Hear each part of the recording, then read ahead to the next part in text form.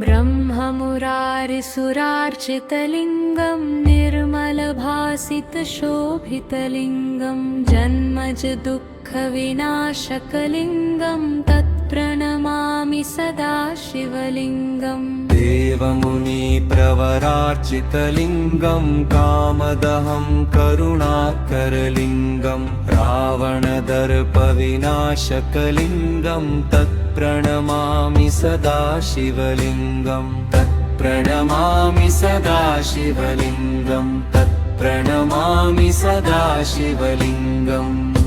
सदा शिवलिङ्गं सदा शिवलिङ्गम्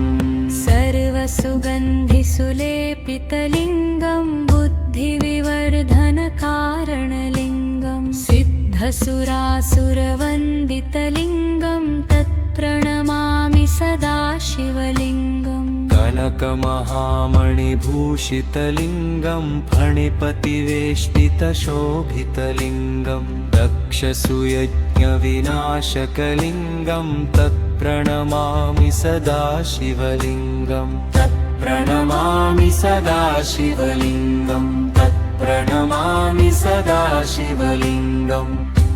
सदा शिवलिङ्गं सदा शिवलिङ्गम्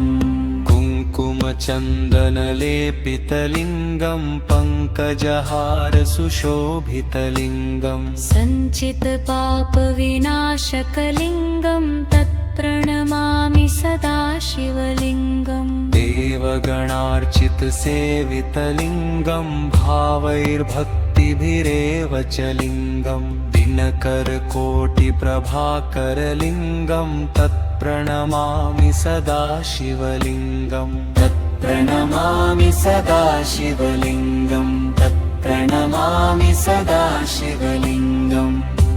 सदा शिवलिङ्गं सदा शिवलिङ्गम्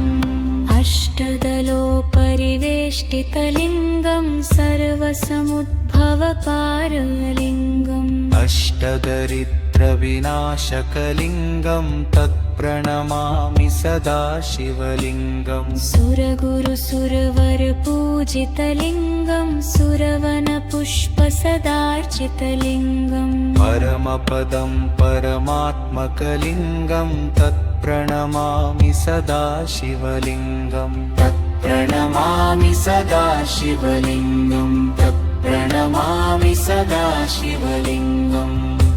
सदा शिवलिङ्गं सदा शिवलिङ्गम् लिङ्गाष्टकमिदं पुण्यं यः पठेत् शिवसन्निधौ शिवलोकमवापनोति शिवेन सह मोदते तत्प्रणमामि सदा शिवलिङ्गं तत्प्रणमामि सदा शिवलिङ्गं सदा शिवलिङ्गं सदा शिवलिङ्गम् लिङ्गाष्टकमिदं पुण्यं यः पठेत् शिवसन्निधौ शिवलोकमवाप्नोति